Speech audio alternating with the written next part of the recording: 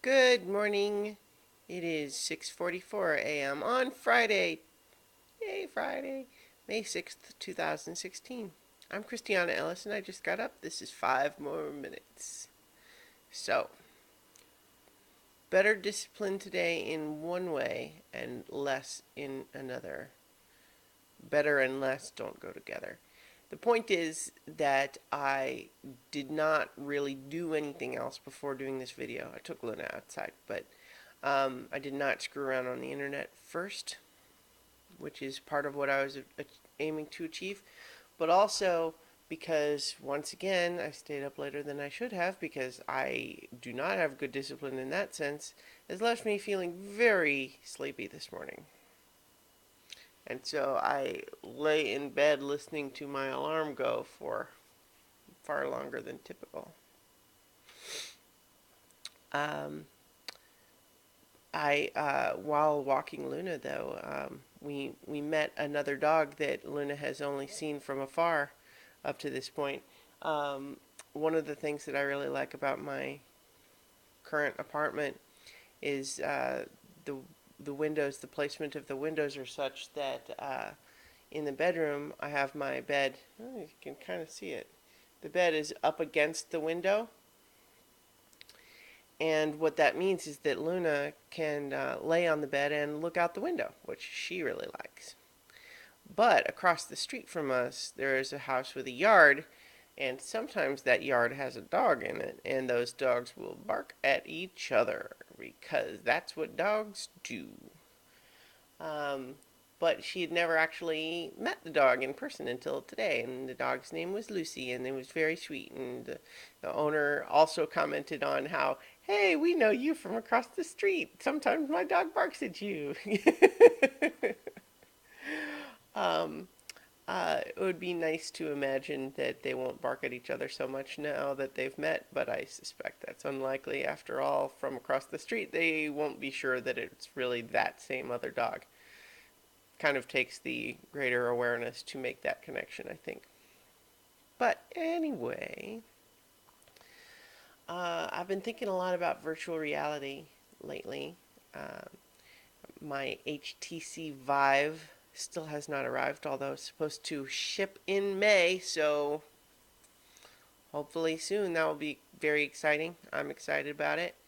Um, I do have the DK2, and it actually only just occurred to me for the first time yesterday that I could probably try some of these final consumer level programs on the older model of the Oculus and that it would probably work. But I've had mixed feelings about that just because I don't want to go through the setup for and the complicate any complicated software for what's quite likely to be an inferior experience, especially when I'm only a couple of weeks away from having the full setup. So it definitely feels like a half measure that I would certainly do if I hadn't already ordered the other one. I think I would probably be checking it out more, but since I've got the other one on the way, I think maybe I'll wait. But of course, I can revise that decision at any time that I want to. I've also been listening to podcasts related to it.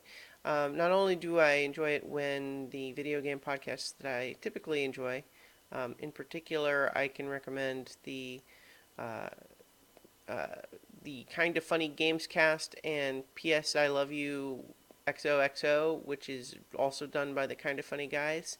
I like the Wired Game Life podcast. The Kotaku Split Screen podcast is pretty good, and the Giant Bomb podcast. I like all of those. And I enjoy when they do VR related content. And I just really enjoy thinking about like the ideas of, well, how is it different when you're designing a game in virtual reality versus a regular game? Because I've always been kind of fascinated by the process of adapting work in from one medium into another. And so just thinking about what is different about game design in that context, it's been really interesting. So I've actually just recently discovered that there's two podcasts that I've found called one is the Voices of VR podcast, and one is called Upload VR's Presence podcast. And those are VR focused. And so I've been listening to a few episodes of those each. The Voices of VR podcast is daily. It's like 20 minutes or so. It's like an interview with someone. So, like one that I listened to, the one I listened to most recently for that one was an interview with one of the guys who helps theme parks design these new rides where you ride an actual roller coaster physically, but you're wearing a Gear VR headset so that it makes the roller coaster seem like you're actually like in a fighter jet fighting aliens or something.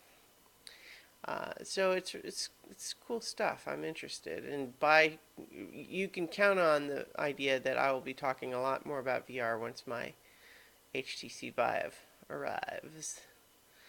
All right, so I will leave it there for today, and I'll talk to you guys tomorrow for 5 more minutes.